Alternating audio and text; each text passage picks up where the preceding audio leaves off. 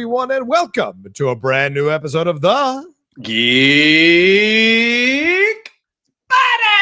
BUDDIES. Hey! We are here with the Friday show of the Geek Buddies, and so much going on here. Of course, we are going to do our spoiler review of Peacemaker Season 2, Episode 8, the finale of Season 2. We're going to dive into all of that and give our opinions on it. We're also going to hit the Tangled story here with Scarlett Johansson, ScarJo jumping back into the world of Disney, and we're going to hit the trailers for Wonder Man and A Night of the Seven Kingdoms. Get our thoughts on all of that, and who knows what else might pop up in our conversations. But let's introduce ourselves first. I am John Rocha, writer, producer, and host here on the Geek Buddies. I am Michael Vogel, writer and producer of animated TV shows, movies, and video games. And this is Shannon McClung. I'm an animation writer and a television actor. And if this audition that I had today comes through, a feature film actor, because I just auditioned for a real big movie. So keep your fingers crossed. Armageddon 2, finally. Yeah, let's get it. So we got so much going on here. Please remember to follow all of us on our social media and subscribe to the channel down below. And let's jump into things, gentlemen. Right off the bat, New York Comic Con dropped a teaser for Wonder Man. This new series, only about a minute. We saw the president of Baravia walking over from DC into Marvel, who apparently was the creator of the Wonder Man series. We saw some old footage of what was Wonder Man in the past, and we see a young black child in the theater full of wonder, and eventually we're led to believe that he will be auditioning to be the new Wonder Man. So, Michael, your thoughts on this teaser? Did you like it? Did it work for you? What are your feelings?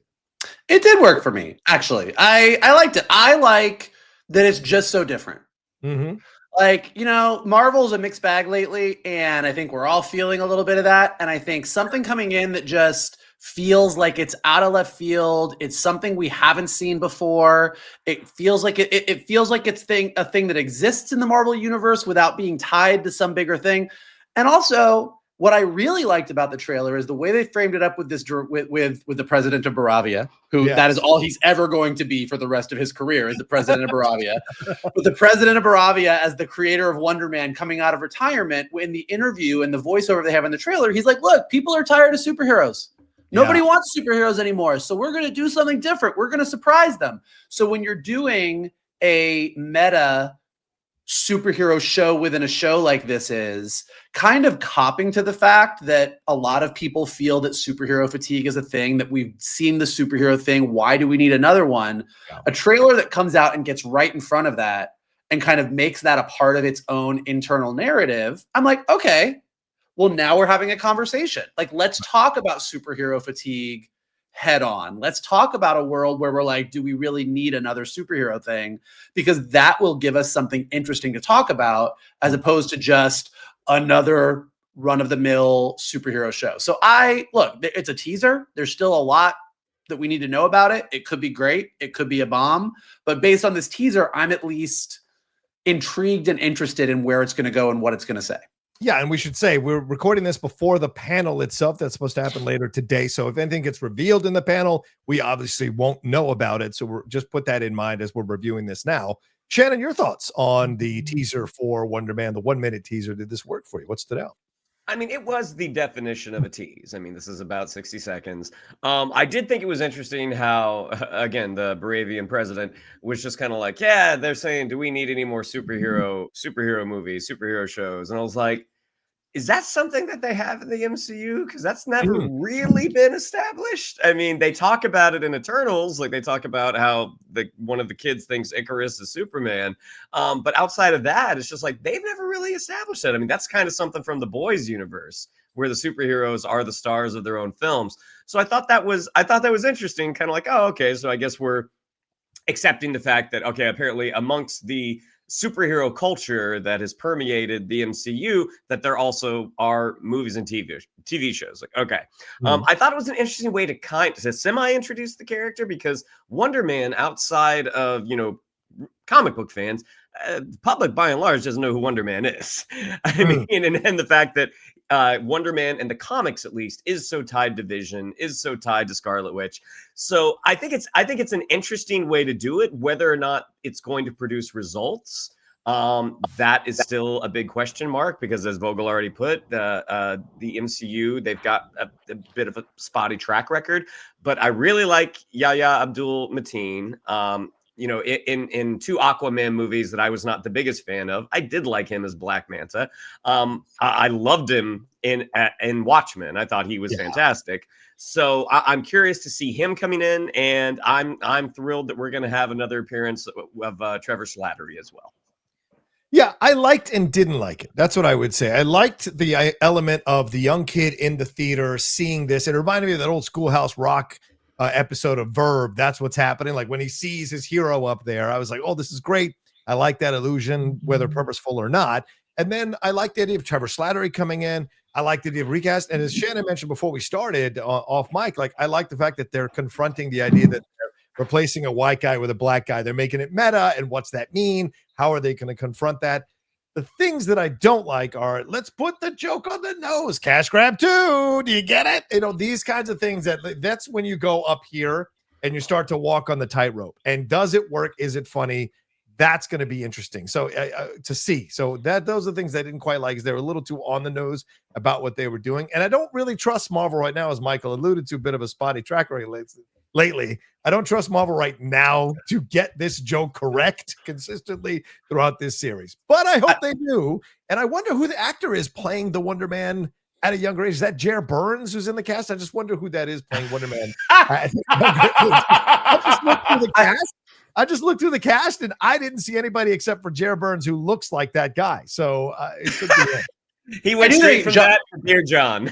Yeah, I love Jer Burns. Yeah. I think you both make really good points that I think are important to call out. And again, I'm going to be really curious to see what they establish in the panel. I think first of all, Shannon is right that they've not established the fact that in the Marvel universe, because superheroes exist and are such a big thing, that there would naturally be TV shows and movies about superheroes, either original superheroes or they made an Iron Man movie or they made this. I don't think they would go down the boys route.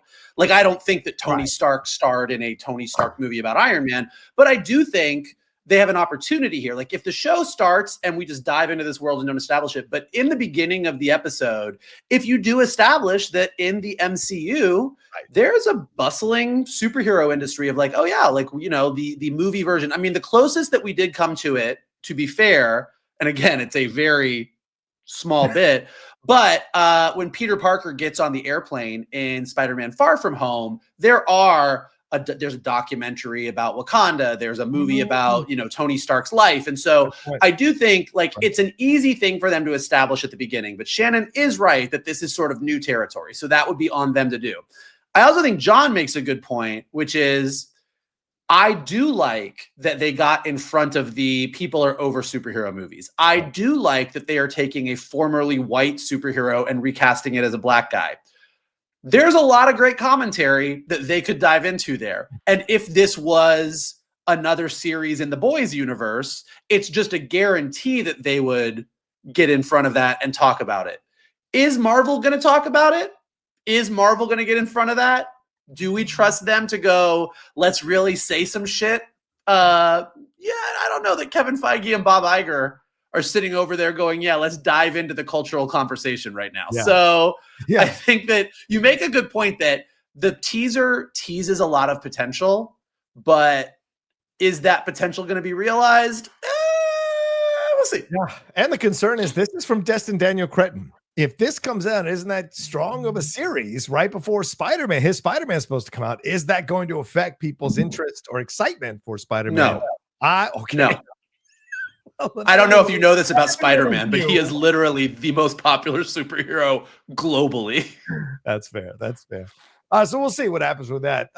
We also had another trailer. Shannon, do you want to take this one? Do you know more about this one, or do you want me to set this up? No, I'll let you set it up because I don't know that much. We also got another trailer here, A Knights of the Seven Kingdoms. This one came to us from HBO Max, of course, and it is exploring the world of Game of Thrones all over again. This will be a 6-episode, half-hour drama, not hour drama, half-hour drama, which will premiere on January 18th, a century before the events of Game of Thrones. The logline reads, two unlikely heroes wandered Westeros, a young, naive, but courageous knight, Sir Duncan the Tall, and his diminutive squire Egg, set at an age when the Targaryen line still holds the Iron Throne, and the memory of the last dragon has not yet passed. From living memory, great destinies, powerful foes, and dangerous exploits all await these improbable and comparable friends. And of course, it's based on the novellas from George R.R. Martin, Tales of Dunk and Egg, with Peter Claffey starring as Sir Duncan the Tall, a hedge knight in Westeros, and Dexter Sol Ansel is his diminutive squire, Egg. So, Shannon McClung, your thoughts on this trailer that had a lot of more humor to it than I anticipated? Yeah, like you do kind of wonder because again, I've never read any of the Westeros novels that George R.R. Martin has written. So my education of Game of Thrones is completely from the television series, and knowing how adult, how dark Game of Thrones and House of the Dragon can get, this one does seem a bit lighter. So I mean, even though I'm not thrilled at the prospect of like, I feel like this world deserves a longer runtime. But tonally, if this is a little lighter, then it's kind of like, okay, maybe this works. And because it seems, I think one of the perils of having an established universe, then doing another story like 200 years before, here's the huge thing that happened. And it doesn't seem like this is going to be a huge thing. Like that, I think the strength, and I'm basing this completely off of the trailer, the strength of the story is going to be the relationship between the knight and the squire.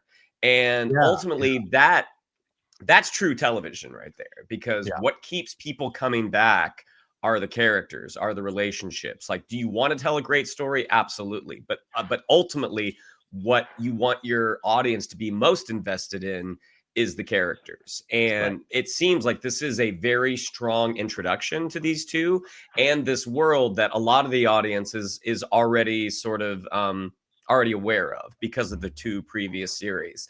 Yeah, it'll be interesting because again, it does have, all right, here's the adult and the kid sidekick, Westerosi style, which have we gotten that before? Yeah, you know, we got that with the Hound and Arya.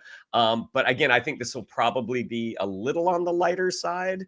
But because it is George R.R. Martin, and again, having read the novellas, I'm like, does this get like, is Dunk or is Egg going to get ripped in half at one point? So again, that comes from an uneducated point of view. But in terms of the trailer, I like the world. I like that we're getting more stories in the world. Yeah, what do you think, Michael? Did you like this trailer? Did it work for you? Did it feel like a breath of fresh air with Game of Thrones? Like the trailer, don't like half-hour episodes. You're like, I don't like it, don't want it. Don't want it. But and thematically, this will fit in with our Peacemaker conversation. What I find interesting is, you know, like Game of Thrones classically, shit the bed at the end of that series in like the most epic way possible, to the point that most of us who had loved the series for seasons were like, you have squandered, you have ruined something that I loved. Like you just completely shit the bed. And I remember when House of the Dragon came out, there was we discussed like, these trailers look good, but do we want to go back to Westeros? Are we going to be interested? And although I don't know that House of the Dragon gets the numbers that Game of Thrones got when it was at its peak, I think House of the Dragon did a really good job of getting a lot of people sort of reinvested in Westeros and this world. And what I really took away from this trailer, I agree with Shannon. I think, this series really does rest on these two. It's really character focused. It's not about some giant event in the Targaryen line. Like, this is a character piece. But what I really did find myself feeling, and what I think is good for HBO in the long run, is, oh, Westeros is an IP. This is an IP that we like. Like, I've moved on from you fucked up Daenerys and Jon Snow. Like, I've moved on from that, and I like this version of medieval storytelling, because you can do any version of, here is some kind of magical world where it's a little bit magic and there's some dragons, but the specificity of Westeros and the Targaryen line and these dragons that the Targaryens control, and this history of the White Walkers and the Starks and the Wolves, like this specific version of this universe of medieval storytelling, I think HBO can continue doing this, even beyond stories that George R.R. Martin has written. Like, what I took away from this was, oh, if you get a really great showrunner and that showrunner says, I want to tell a story about this girl who lives in the North and this is the adventure that she has, and it's fully original, but I'm placing it in this world at this point in the timeline, I think audiences would be like, cool, I like this world. So I think this is really like, well, I'm curious to see how the series does. Again, don't love half hour, but I think if we all like this series and it's good, it really opens the doors for HBO and Warner Brothers to go, look, we can keep making Game of Thrones shows just ongoing and keep doing it until we've run that well dry the way Star Wars has, and then we're going to have to think of something else. But for now, like, it's a rich world and there's a lot they can do.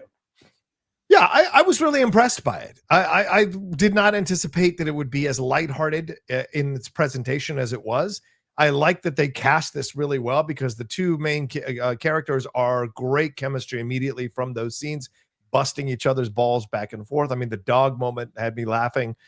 You can see that in my reaction to it. And I enjoyed that they were going into newer areas of Game of Thrones that I haven't seen before. So I like that. But there's a brilliance here in a universality approach. This is a guy who has a name, but he's still trying to establish himself. And you see these knights of certain level in terms of status and prestige, and he's being looked down upon. He's being seen. It's almost 80s, like Karate Kid type of thing. You want to be part of our crew? No way. He's got to figure it out himself and put it together and find the belief in himself, right?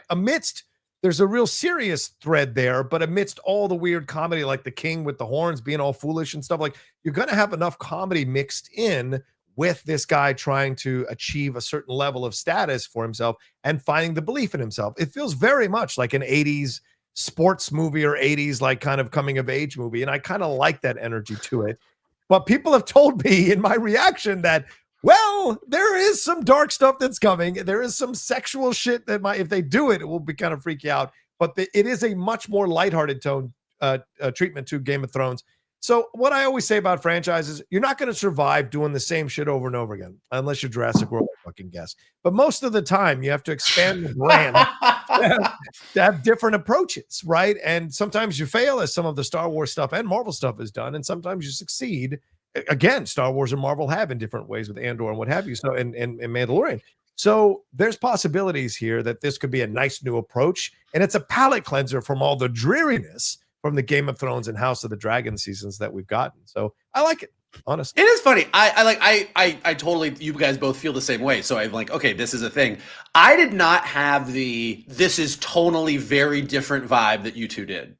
Like, I was like, yeah, like, this looks fun. Like, these are cute characters, and it doesn't have the earth-shattering, stakes to it. But I didn't come away going, you're the best around. It's an 80s movie. Like, I didn't have that whole totally, we're in a whole new area. I was like, yeah, this feels like Game of Thrones. It's just like a smaller adventure. But you both felt the same way. So this is a me thing. It's just interesting that I did not have that reaction.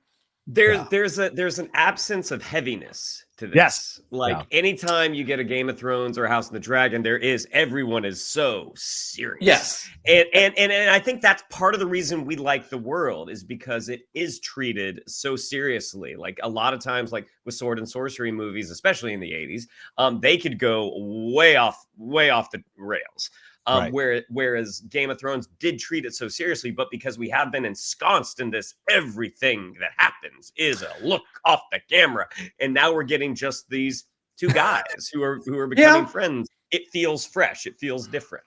It does. It feels. Yeah. I guess what I took away is, like, this is a lower stakes show. This is we're not dealing with. Yeah. And so I think that was the way I interpreted it. But, like, I get what you're saying. That it is definitely not the fate of the Seven Kingdoms is up to these. Like, you're like, no, this is you guys are best friends. Let's look at shooting stars. Yeah. And he's not going to sell Egg down the road for sexual servitude. So, I mean, it just doesn't feel that way. So says you. Well, I hope not. God, Jesus help us all if that happens. All right. Well, let's move on to another story about an older person and dealing with a younger person and what goes on with that. And that's Tangled. Scarlett Johansson is apparently circling the role of, Michael can correct me if I'm saying this wrong, Mother Gothel. I hope that's right. Have you not seen Tangled? I did, but it was like with you years ago in the theater. Jesus Christ. Yeah, I haven't seen it since, although I did remember enjoying the film. But this is happening. She has circled the role of it. Greatest Showman director Michael Gracie is still attached to direct with a script by Jennifer Caton Robinson. Remember, Disney had hit pause on the project back in April after what happened with Snow White, but there seems to be a different approach now that Scarlett Johansson has kind of come aboard or looking to come aboard this thing, and they seem to be going full speed ahead with this one. There's a lot of rumors, too, that Sabrina Carpenter might be coming in to play that character of Tangled. So, Michael, your thoughts on this? Do you like this choice? I have a lot of thoughts on this, but most pause. Like, first of all, I do think that the pause and then the let's move has less to do with Scarlett Johansson and more to do with Stitch. Okay. Snow White bombed and bombed hard, and we can blame the movie. We can blame kind of maybe overcorrecting the wokeness or non-wokeness of the story. We can blame Rachel Ziegler. We can blame Gal Gadot. There's a lot of things to blame with that movie. Yeah. But Lilo and Stitch then came out and made $1 billion. So they were like, okay, the live action strategy is alive and well at Disney. I think there's a lot of things that are really good. I think Tangled is one of the best stories that Disney has told in the past 20 years. I remember loving it. I think that movie is damn near perfect. I think Michael Gracie directing it is damn near perfect. Greatest Showman, for all that it got wrong historically about P.T. Barnum, is a banger of a movie. It is. And then even Better Man, which came out last year, which most people didn't see because it bombed, some of the musical sequences are just inspired. So Michael Gracie directing a live action version of a Disney musical, even though I generally don't like live action movies, is all great. Sabrina Carpenter is funny as fuck. I don't know exactly what her acting chops are, but her stepping into the role of Rapunzel, if that makes sense, great. Scarlett Johansson as Mother Gothel. Got some thoughts here. Thought number one is, yes, Donna Murphy does the voice of Mother Gothel in the Tangled movie. Yes. And if you watch Gilded Age and you see her playing Lady Astor and you know she can sing the shit out of this role, I'm kind of like, Donna Murphy can do this. Now, if you don't like that and you want a bigger name, Disney, you got Catherine Hahn in Agatha All Along. You got Catherine Hahn in Jon Favreau's Oswald the Lucky Rabbit live action thing he's doing. Catherine Hahn was literally made to play Mother Gothel, and you're giving it to Scarlett Johansson? I don't know. I have questions about that choice. All right, Shannon, your thoughts on this news here and the casting possibly. So I have definitely seen Tangled more than Johnny. Yeah. I have not seen it anywhere near the amount of times as Mikey. I've seen it 3 million times. Wow. That would not surprise me. I know at least one of those was at your apartment. Like I remember watching it at least once. The live action adaptation of their animated movies, I just feel like this is because Tangled came out in like 2010, something like that. Yeah. 15 years, that just seems like such a short turnaround. Not as bad as like Moana. Like 10 years later, we're gonna get a live action Moana. So for me, it's kind of like, what are you doing differently than just basically what they did with How to Train Your Dragon? Like, are you just gonna make the same movie but make it in live action? I think the thing that has been interesting about some of their movies is like Cruella. I thought Cruella was great. And I was like, you did something completely different while also honoring 101 Dalmatians. Aladdin, I actually enjoyed. I enjoyed it way more than I thought I was going to. And I was shocked that I enjoyed it more than The Lion King. But it's kind of like, what are you bringing differently? Yeah. To the Scarlett Johansson angle, I totally get what Mikey is saying, but also Catherine Hahn is not a movie star like Scarlett Johansson. So from a business standpoint, I could see like they want to get if it does end up being Sabrina Carpenter, it's kind of like, okay, that's cool that we've got this young hot pop star, but we need somebody big to hitch this thing to. And Scarlett Johansson is the bigger name than Catherine Hahn, despite the fact that I agree Catherine Hahn is on paper way more the character. So either way, I mean, I don't know. I mean, just again, I thought they had maybe were a little burned out on their live action adaptations. But again, Stitch comes out and makes $1 billion. And the star of that movie is Stitch. So yeah, they're clearly going to keep doing this. At some point, they are going to run out of material unless we get the live action The Fox and the Hound. Yeah, I totally understand the Catherine Hahn. Of course, she's a damn good actress. We've seen her in a million things on screen, theatrically, and of course on TV with Agatha. But I do think this was a business decision, and they looked at who could sell it, right? And this may mean that they can't get Sabrina, and they might be looking at someone who's got a little less of a name. And so Scarlett helps to sell the situation. I will say this, though. Scarlett, she's a good actress.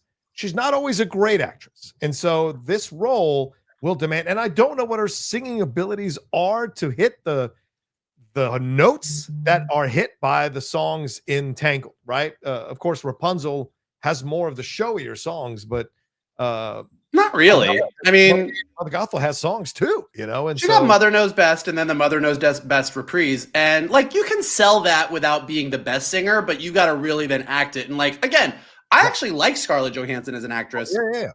I don't know if she can sell that song. That's what I'm saying. And they might be writing new music, right? Because they seem to always try to add new stuff when they do the live action interpretation. So it'll be curious to see. And I wonder if this is part of like, that deal that Scarlett had with Disney and Marvel and the lawsuit and all of that stuff is like, she's going to get dibs if she wants to get dibs. And I wonder if this is part of it. But I like it for what it is, but I want to see who's going to play Rapunzel, because that's really so. And who's going to play Flynn Rider? Did you get Zach Levi back for it? Hell no. But I've seen rumors that Fabian Frankel, who, if you're enjoying him on Task right now, could be an interesting choice. That could be an interesting choice. By the way, I kind of like that. Yeah, not bad choice. Yeah, right? I kind of like him. So he needs a lighter role to play. It's not like he doesn't have experience pining away for a blonde princess in a castle. So I mean, he's already done the work for that. So we will see. All right. Well, we got through some of the funnier and funner topics in our show today. So it's time to dive in to our spoiler review here for Peacemaker Season 2, Episode 8. This one, of course, written and directed by James Gunn, because God forbid anybody else do it. And we're seeing Chris here in prison, doesn't want to see anybody. We see flashbacks to his relationship with Harcourt, what happened on the boat.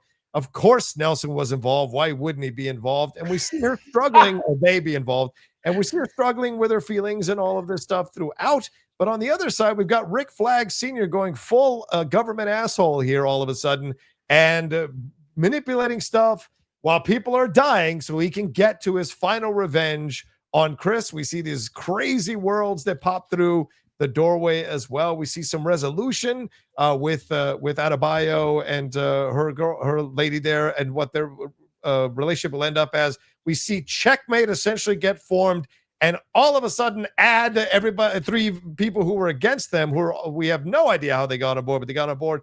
And by the end, Rick Flag abandons Chris in Salvation as the first prisoner for this world, essentially setting up the Salvation storyline that James Gunn knows from the comics. So, Michael, your thoughts on this particular episode, Full Nelson, Season 2, Episode 8, the finale?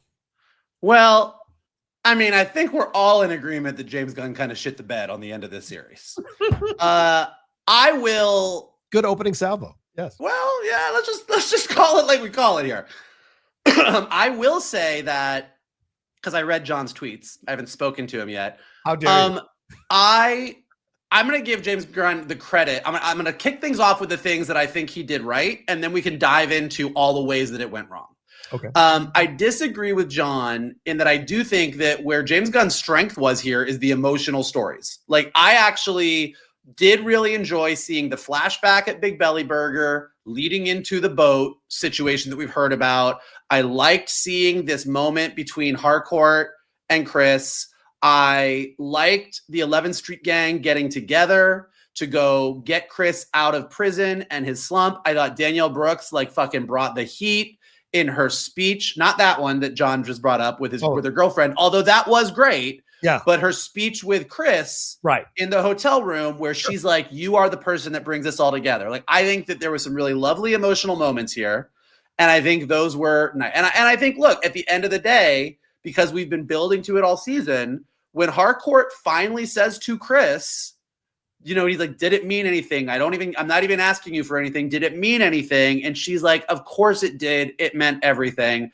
I got a little choked up. Like, I like that stuff. I think that's all good. And I do appreciate that James Gunn, I guess, was trying to go for, I'm going to give you an emotional finale and not like the giant epic third act battle finale that we all say we don't like in MCU TV shows. So, and the second that Harcourt was like to Bordeaux, I want you to talk to a friend of mine. She has some ideas. I was like, oh, they're going to build Checkmate, and that's going to be a thing in the DCU, and then they build Checkmate.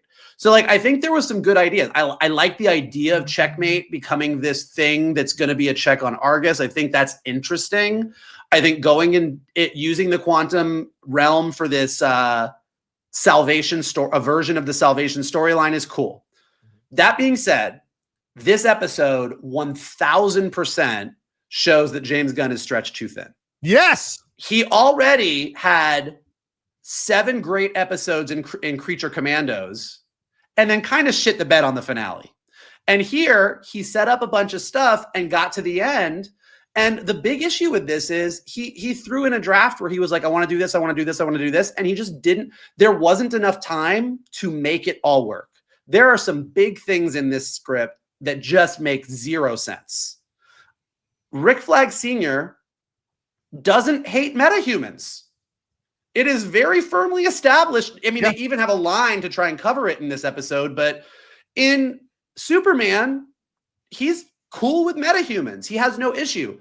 All that has been established in this entire season of Peacemaker is he hates Chris for killing his son, but all of the sudden he's laughing it up while everybody's doing cocaine and partying over here and people are dying so that he can put metahumans in prison. Yeah. Like, it just, that came out of nowhere. I'm a big Adebayo fan, but when Harcourt says, you should come talk to my friend, she's got ideas, at what point did Adebayo ever say, I want to start an organization that puts a check on the things that my mom did? I think we need to stand up for this. Like, she wanted to go be a private investigator. Right. This is all new information. And then the biggest issue, and I think the reason that the Chris Harcourt stuff kind of lands with a thud for a lot of people, is they go find Chris in the hotel and say, we need you. We can't do this without you. Do what? Like, open Checkmate? Like, did they need him to like lift the chairs for their office? Like, what did they need? Emotionally, sure, I get it. But like, there was no, we're gonna go into Argus and steal this thing so that we can have the information we need, and we need Peacemaker. Like, there was no reason for it to give us that big moment in the third act. So they were like, we need you. Harcourt's like, yes, you're important to me. And then they open Checkmate in an office park. Like, yeah. Okay. So just the whole thing was like, characters just took these giant leaps so that we could get to the ending that James Gunn wanted. And what that is a sign of is someone that was directing a movie, running a cinematic universe, finishing things up on Creature Commandos, and was like, shit, I want to do these things. Here's the draft. And it was a bunch of half-baked ideas that didn't really get thought through. Yeah. Yeah. Shannon, your thoughts on this? Very, very similar to Mike's. You know, I think the difference between this and some of the Disney Plus Marvel shows is the road to the finales. Usually those big finales, like the finales are okay, but because the road is a little wonky, it's kind of like, this is just stuff. Right. Whereas this had an interesting road, but you get to the end and the road just stops. It's very similar to Creature Commandos. It just feels like the show hits a wall. And you could see where if they had a little bit more time on the back end, that there would have been this big Checkmate, not saves the world, but Checkmate does something good. Yeah. They do something to save the day. And at the end for this, it's like, oh, they're open for business, I guess. I mean, in an action comedy show, there's just very little action in this. I mean, I think maybe we got 3 action sequences across 8 episodes. And so ultimately it was just a little unsatisfying. And the things that Vogel already pointed out in terms of characters acting out of character, like those, I think there was room for that to happen. But as it was, it just sort of, plopped down at the end. So, I mean, I do agree that the emotional stuff, everything was really, really good. And the fact that the hookup on the boat, that the way it is presented at the beginning of the season, at least for me, was like, oh, they had sex. Yeah. And it wasn't that. It was a kiss. And I was like, that's a beautiful moment. Personally, I wanted an end action sequence on the boat. I was like, you've established this important thing that happened on a boat. Like, let's finish it on the boat. You had an opportunity to, like, you had a montage in the quantum unfolding chamber, but I'm like, there was so much opportunity to do something, and the fact that nothing happened, that was ultimately very, very unsatisfying. I mean, the show, I think when you're building a cinematic universe, and Marvel's a perfect example of this, everything is a step to something else, but that step still has to be its own satisfying story. And by the end of this, it just felt like a step.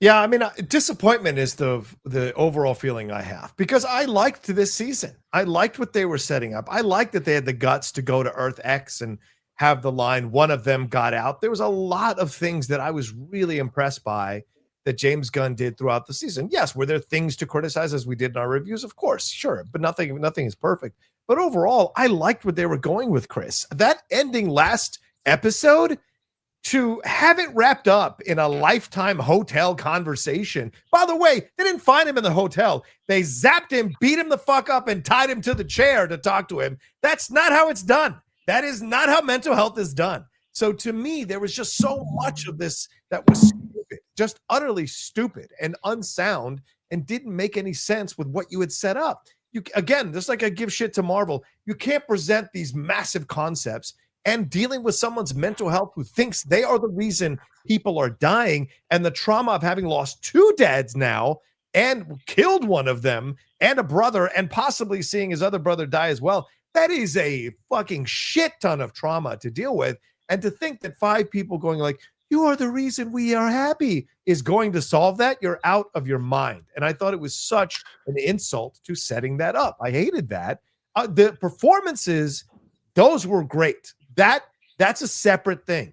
It's the writing and the way they constructed to that moment, or built to that moment, the construction of that, that's what the letdown was. The hardcore stuff, listen, I've been kissing Jennifer Holland's ass all season, and really last season too.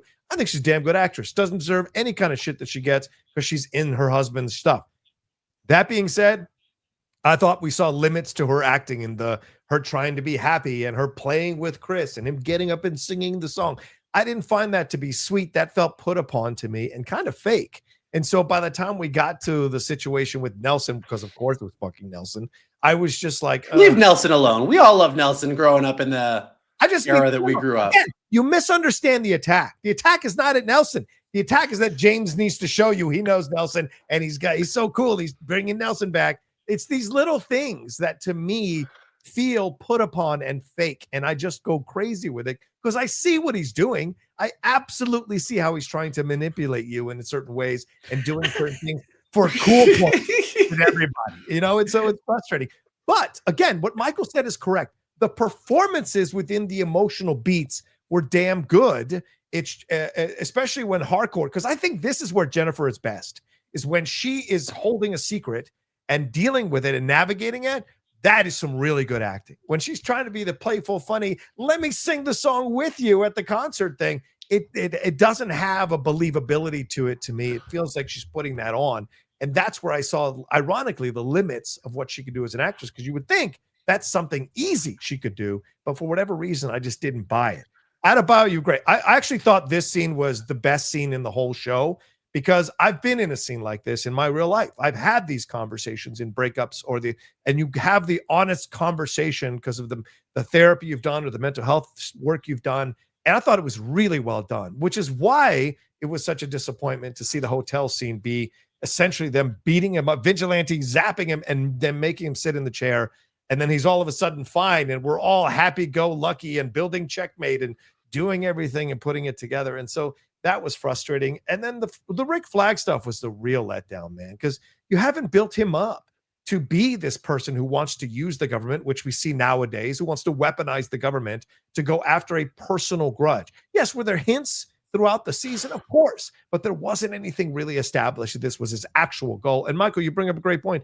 When he was laughing, by the way, I hope the Lex Luthor crew dies in a fucking horrible accident. I just want them all gone. I don't want them ever to return to the DCU. They are a terrible Scooby-Doo fucking episode, a worst one ever.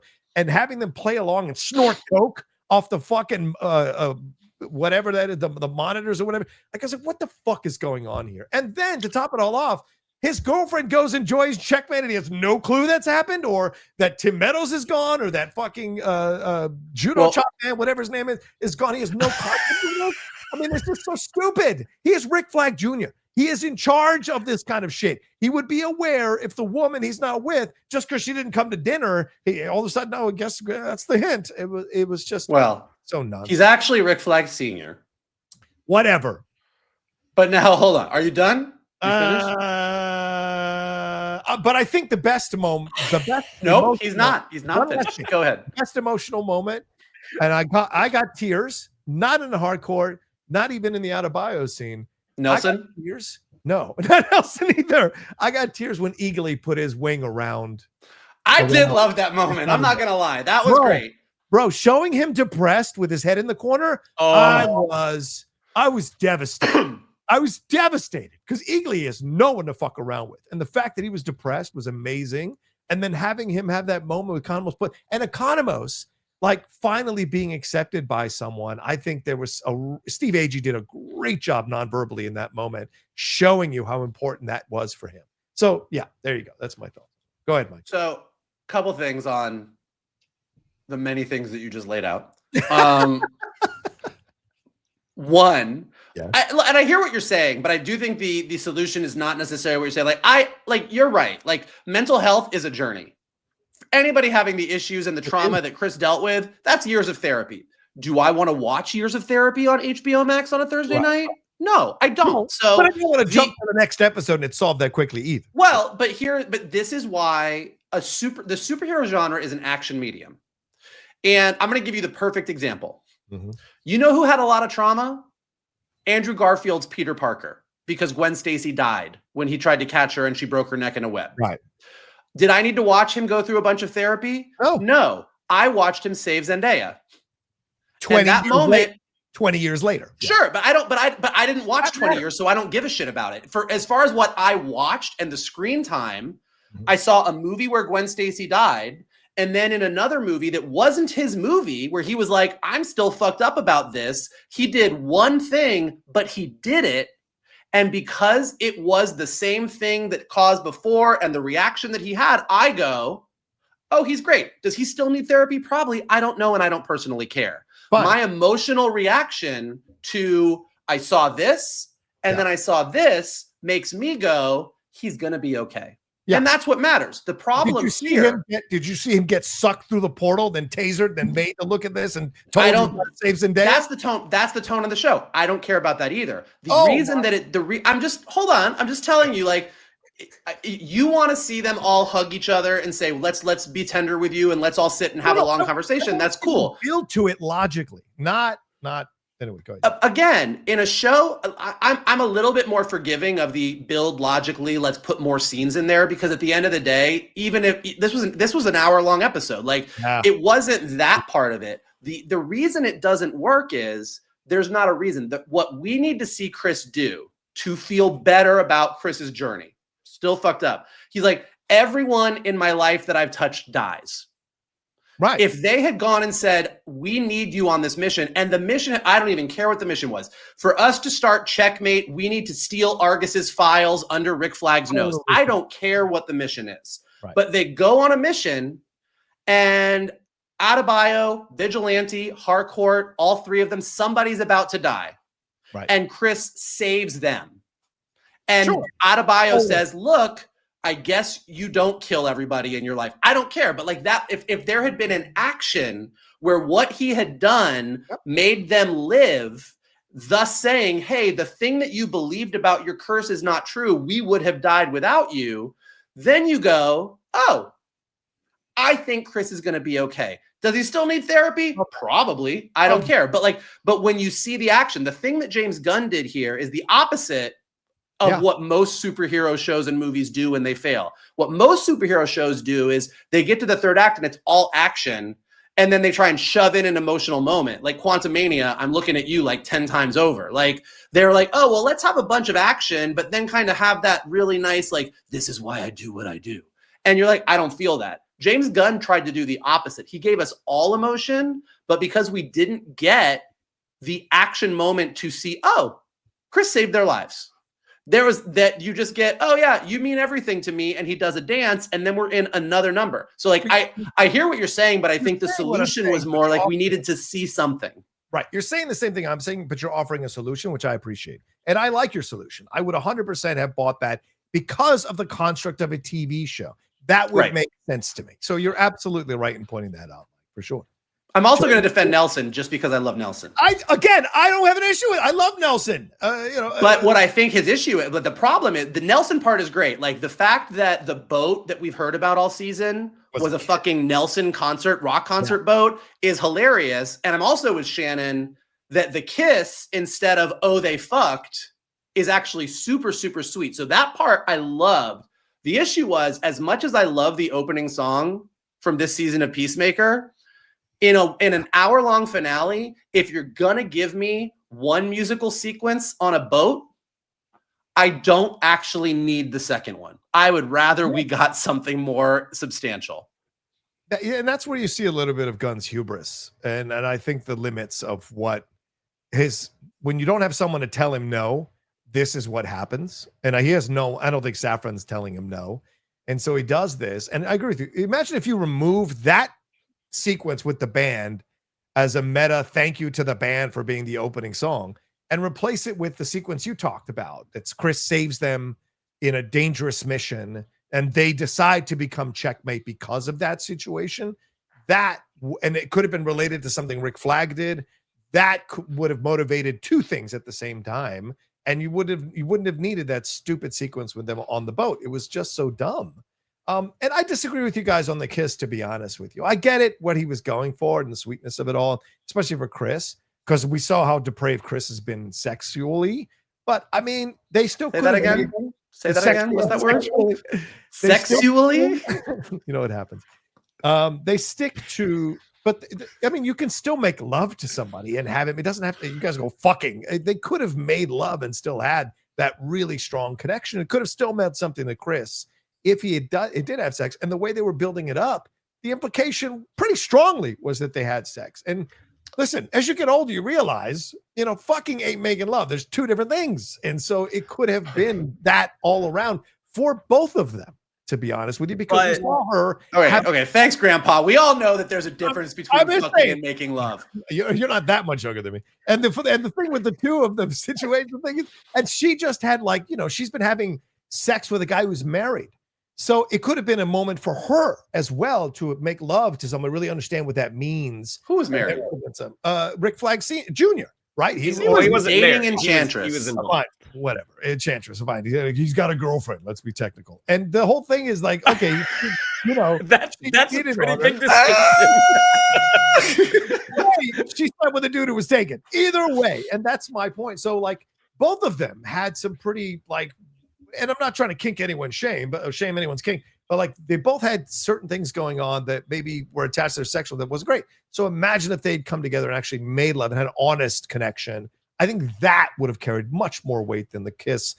But I get you guys' points. I just think the way he teased it was not. Once again, he's gone leading to something that didn't bring bear fruit, in my opinion. Yeah, go ahead. But don't you think because of the depravity of the character, the thing that ultimately is the thing that connects him to someone is something as simple as a kiss? Like that establishes that super true connection. Like he didn't need to have her ankles up in the air to establish this love. Again, you're putting a negative, dirtiest thing you've ever said on Geek Buddies right there. You're putting a negative connotation to it. It could have just been missionary and still been beautiful. That's God. When you love someone, you love someone. It's irrelevant. And I love that you guys have gotten down to this would have been a beautiful moment if she had been in this position, but it would have been depraved if she had been in this position. What are you saying, you guys? I said the kiss. I'm on your side, dickhead. Oh, you're little legs up in the air McClung down here. No one's saying that. I know, but I take your point. I take your point. There's a way they could have done it, but I do think that kisses. You could have depraved. No, I don't. I think that there's absolutely a way that they could have had a very lovely and sensual, loving, sexual encounter on the boat. 100%. I think what I did appreciate about it, and this, I think to Shannon's point, is it was set up like we just assumed they had sex, and the fact that it was actually something hinted. It was not assumed, but that. Well, no, I mean, it was like, that was the intention. Like the intention was for us as the audience to think they fucked. Like that was exactly what they were going for. And then to make it this other thing, I do think that that was intentional and I thought it worked. I also have way less opinions about heteronormative sexual positions than you two do. So I'm going to let you guys have that discussion. I'm going to throw another angle into this. I wonder if he didn't want to do it because it was his wife. He didn't want to shoot his wife having sex with another guy. I don't think that's it. I don't. You never know. People are weird about that shit. So all right, Shannon, Michael and I have been going back and forth. Shannon, what do you want to chime in with? I'm sorry. No, how do you feel about sex on boats? Shannon already told us. Legs in the air. Hey, as someone who has copulated on the high seas, I can say it's a great time. you get a little extra rhythm in there, courtesy of the ocean. I mean, it's all fantastic. No, let's talk about it. I mean, you want me to tell you about the 2 Atlantis gay cruises I went on with 5,000 gay men on a boat? I could dive in. You don't have. I don't have an hour. I don't have an hour and 9 minutes of a finale to hear all that. But let's bring it back to the episode. What do we think about this Salvation ending? What do we think about Rick Flag building this thing? And I mean, like, was he doing it with the Lex Luthor crew? Does that undercut it in terms of the importance and the fun? Because he's clearly setting up Man of Tomorrow. But James Gunn said, these things are standalones.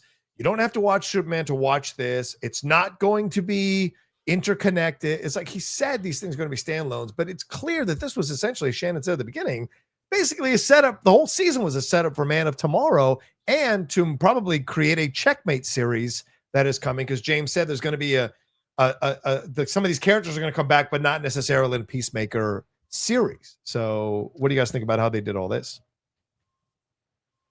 So it's a fine, and he actually came out, I saw on Twitter. He said more or less what I'm about to say, but I don't fully agree with him, which is it's a balance. Like, to have a universe that is interconnected, things are going to naturally happen in one episode. And I do think, like, a perfect example is the way they handled the Metropolis Rift and Lex Luthor. Yeah, that was fun. In Peacemaker season 2. Like, if you had not watched Superman, and they talked about this rift in Metropolis that Lex Luthor had caused and all this stuff, I think the information that you need is there. You would have been fine. You could have followed along the Peacemaker season. Good. If you've seen Superman, you get what they're talking about, and that's fine. Right. So the fact that they used the quantum unfolding chamber, whatever the hell they call it, to create Salvation, and that they are going to take all the metahumans and put them there. Aside from what I already said, which this does not fit Rick Flag's character, what we saw in Creature Commandos and Superman, and for 7 of the 8 episodes of Peacemaker, I disagree with John. I think it's pretty clear that they set up that he wanted to fuck Chris over, that his sole purpose was, I might be a good person, but this guy killed my son. The fact that he abducted Chris and threw him in Salvation, I'm kind of like, yeah, that tracks with your character. I buy that. But I don't buy that you all of a sudden decided that all metahumans needed to be put on some prison planet, because that is not, you're the guy that fucking rode with the Bride of Frankenstein and Weasel for an entire mission. Right. And then you explicitly say in Superman that you're kind of cool with metahumans.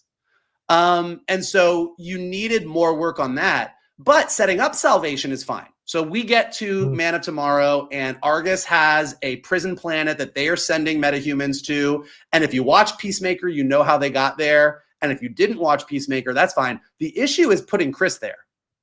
Like, I don't know how because you're sort of damned either way. if you threw Chris at the end of Peacemaker season 2 into Salvation, which they did, and then you get to Man of Tomorrow and Lex and Superman go to the prison planet and then Peacemaker shows up in a cameo and he's free. Yeah. That's not really satisfying for a Peacemaker. For if you're a fan of the series, that feels like a throwaway rescue. But if you make it a huge deal, you're like, why do I've never watched Peacemaker. Why do I suddenly care about this one non-superpowered person on a super villain prison planet? Like, it just feels like a hanging thread that if you shine too much of a light on it in the movie, it doesn't necessarily please one audience. And if you don't really make a big deal out of it, it doesn't please the other audience. So I think he did kind of fuck himself a little bit there. Yeah, agreed on so many levels. Shannon, your thoughts on the Salvation ending and all of this? Yeah, I mean, the turn that Flag does, I mean, you can kind of establish it in your head to be like, he wants to get this dude. He wants what he perceives as justice so bad that he is willing to walk back everything that he has previously stood for. We would need to see a little bit of that for it to really work. And plus, by the time the next chapter in sort of the Earthbound and by connection Salvation chapter of the DCU goes, by that point, do we really care? I mean, I'm not sure. I mean, I think the idea, the concept, which, you know, they already did in the comics of having sort of like a prison planet, I'm like, oh, that's cool. But unless Peacemaker plays a significant part in Man of Tomorrow, again, I don't know what the purpose of it was. And maybe if we'd had something a little more satisfying on the action side at the end of the episode, maybe that would have been a little more like, oh no. But by the end, I was kind of like, huh, we're almost done. And, oh, okay. So this was Flag's plan all along. Okay. Yeah. I think you're. Oh, go ahead, John. I just want to say real quick, and save your thoughts, Mike. I don't want you to lose that. I just want to say I agree with you, Michael, in the fact that like the turn is so confounding, right? Because and even the guy who is the secretary from Superman was like, it's amazing how quickly you've moved in like a month to be on Lex Luthor. Well, yeah, that line is there to sort of justify, but you're like, you needed more than that. Yeah, exactly, and that's the frustrating thing because I think Frank Grillo is a good actor. I don't think he's a great actor. He's a good actor. But there are things here for this character that you wanted him to do that you needed more scenes with Frank Grillo to progress to that moment. Yes, you're right. Did we hear, he wanted the information from Economos early in the season to find out what happened to Chris, but he has been presented to us as a fair-thinking, intelligent, well-trained military guy. He's in charge in Creature Commandos in charge. So he would look at all the evidence, even if it's his son. He would still look at all the evidence and see what happened. He would be questioning Waller. Where's that scene? Like there's things he would have done to explore what happened, but they conveniently left that stuff out. So it looks like he's been obsessed with Chris. And then you spend the whole episode showing him doing the stupid. If you're obsessed with finding the killer of your child, why are you laughing it up, watching them do coke off the monitors? And like, it doesn't make any fucking sense. And then you throw him in there claiming you're creating a metahuman prison, and he's not even a fucking metahuman. So there are so many things and then watching his team die in the different rooms they walk in there. That's not the Rick Flag I know from what we've seen in Creature Commandos and most of this season. This is a guy who cares about his people. He cares about the people that work for him and the soldiers that go out there and do the job. That's what makes it's a military guy. Like, you made him a guy who cares about his soldiers to laugh it up while they're dying in different rooms, or different dimensions rather. That is fucked up and wrong on so many levels. And so but you can motivate that turn that he's become this like mega maniacal, using the Department of Justice for his own fucking need. Like but you've got to lay the scenes out to make us believe he would make that turn for his obsession to capture the killer of Chris. Well, and that leads to what I was going to say, which is the issue here is like, and again, because I think most people listening are kind of on the same page with us, just doing a quick scan of Twitter. But I think that's where what the issue here is the individual choices are perfectly fine choices. Rick Flag all of a sudden becomes wholly focused on metahumans and wants to get them off planet. Cool. Yeah. Adebayo is the one who comes up with the idea for Checkmate to put a check on Argus because of everything that Waller did. Great. Chris ends up trapped in Salvation. Cool. Like the gang needs Chris to do something so that they can do like all of those things are perfectly valid choices. Yes. In fact, they're probably good choices. Like all of these things make sense. Yeah. Except that when you get to this final episode and you just came off of your Earth X arc and you got out of there and you have basically 1 hour to sort of shove all this in here, it just didn't get shoved in well. Yeah. And had you sort of had a little bit more time, maybe if you weren't working on so many different projects, maybe if you let somebody else do some of the writing, there's a lot of solutions here. Maybe not have 35-minute episodes either. Yes. But there is a way that, you know, Adebayo's detective agency fizzles out early and she's lost, but she just wants to do something because of everything that Waller did. You know, like there's ways, you know, all season long, Rick Flag gets interrupted from searching for Chris because somebody else broke out of Belle Reve and somebody else broke out of Arkham and he's having to deal with metahuman. Like there's ways that you can build to this stuff. And like I said, with a big action sequence at the end where Chris saves people and Tim Meadows and Judo Master end up helping them, even like catch them, but then say, nope, we're going to help you because we don't like what Rick Flag has become. And then goes like, you can solve every single problem that this episode had and give us a way more satisfying finale that still does everything that James Gunn wanted to do. It's just, it was so rushed and it just didn't make sense. And it just kind of fell flat. And this is the problem when you're James Gunn and no one else is going to tell you that you're writing this wrong or you're missing pieces here or you don't listen. It's one of the two, you know. Shannon, did you want to add anything more to that? And can you address the fact that like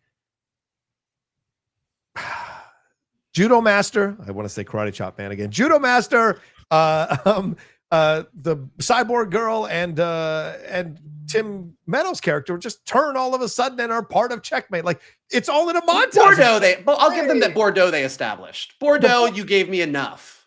You didn't. How is this? You didn't give me believable enough. Her just like looking.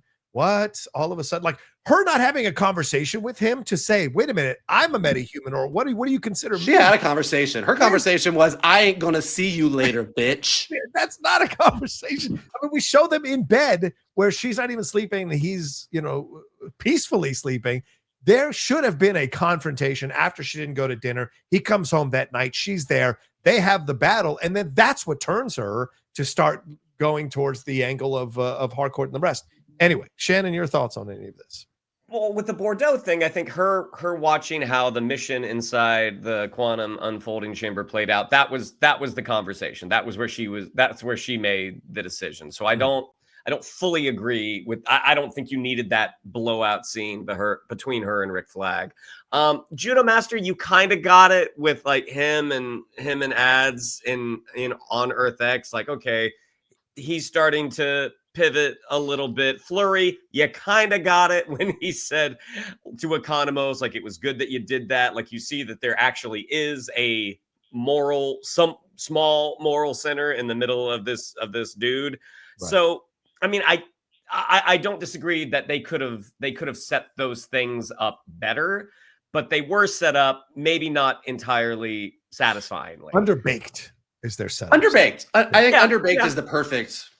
I know we're at time, but I have two questions for you guys. I have two questions. One is, despite how we got there, what do you think of the 11th Street crew basically becoming the origin of Checkmate in the DCU? And now that we know that the Quantum Unfolding Chamber is leading into the Salvation storyline from the comics with a whole planet of meta-human villains, how do you think that ties into Man of Tomorrow? Oof. I know, easy questions for the last 2 minutes, but go.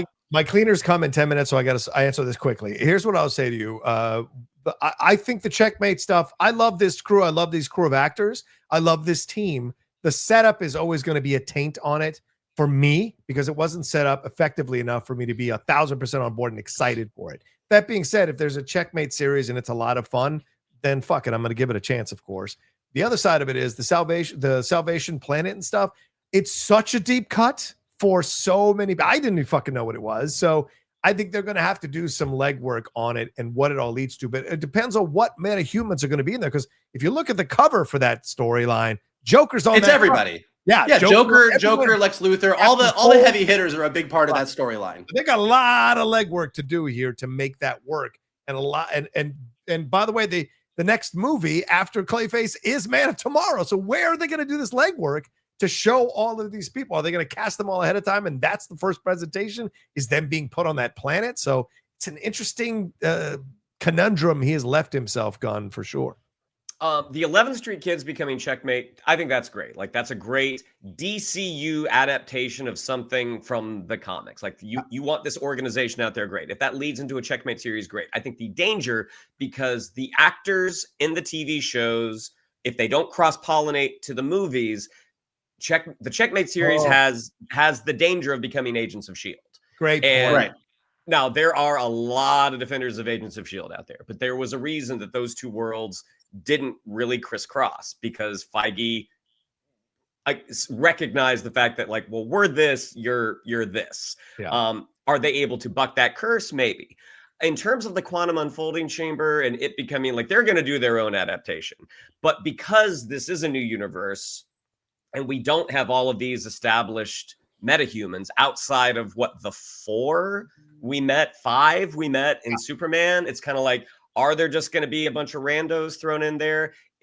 Was this a device of Brainiac? Is this just going to result in another universe threatening to take over our universe? That's similar territory to what you already covered in Superman in a different way. And maybe the lesson at the end of that is like, hey, maybe we don't mess with other universes. But it feels like it could be well-worn territory, but again, we might be completely incorrect in how the whole thing is going to play out. Yeah, I think I agree with you guys. I agree with John about the taint of how they got there, but I'm willing to let that go because I do think this group of people becoming another government type agency that is monitoring the government agency, I think they're fun. I'm more than happy to see them in TV and movies. I think all of the actors in this lineup, except maybe Flurry, could show up in movies and I'd be super fine with it. Yeah. The Salvation storyline, look, James Gunn loves to do deep cut pulls. He pulled the most random villains for the Suicide Squad and killed half of them in the first 5 minutes. So I don't think that we're going to all of a sudden get to the Salvation storyline and have Joker, Killer Croc, maybe we'll have Clayface, who knows? But I do think we could have King Shark and maybe some of the Creature Commandos. Like, I see a way that they could do it. I think both of these things fall under the category of the way you got there was sloppy, and I'm a little bit angry at you right now. You can redeem yourself, but you got to do a lot of work to get me back on board because I'm sort of pissed at you right now. Yeah, yep, 100%, 100%. I wonder, I mean, because this is now, people always worry about him, and as you said, Michael, being stretched too thin, doing everything.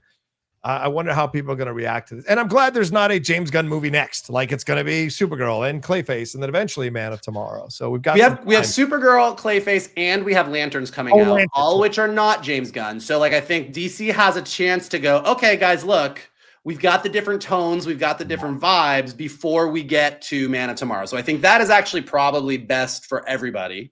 God help us all if Man of Tomorrow is like this Peacemaker finale. God help us all. It's gonna shatter the fandom for sure. All right, well, there you go. That's our spoiler review for season 2, episode 8 of Peacemaker. We hope you enjoyed that. We hope you enjoyed all our conversations here on all the stuff we talked about. Shannon, what do we have to tell these wonderful people?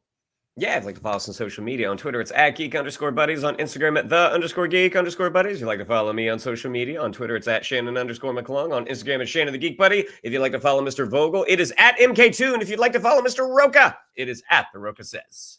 Mike. Go ahead and smash that like button below. Subscribe to Johnny's John Rocha page. Check out all the amazing content he has got there. Leave your comments below. What do you think about Tangled? What do you think about Wonder Man? What do you think about the universe of Game of Thrones? What did you think of that Peacemaker review? And remember, if you are on a cruise with Shannon, if the boat is rocking, don't come a knocking. Go ahead and leave us some likes and some stars and some comments on the podcast feed so we go up in the rankings and more people can find us. And as always, the best thing you can do is retweet this video, post it on your socials, send it to your friends. Tell them to hang out with your buddies, the Geek Buddies. There you go. Real quick. Overall season number out of 10. 7, 8, 9, 6. Where do you rate the season? I think people like to know where we rate the season. Oh, on a scale of 1 to 10? 1 to 5. How about 1 to 5? 1 to 5. 1 to 5. 1 to 5. Okay. You go first. Me? Yeah. 3.75. That finale really killed it. I would have given it 4.25, but that finale really killed it to 3.75. Go ahead. 3.74. Fucking Price is right over here. Okay, go ahead. Yeah. 3. Wow. A bang. I love it. All right. Well, there you go. Thank you all so much. Take care of yourselves. Be well. And we'll talk to you next time with another brand new episode here of the Geek Buddies!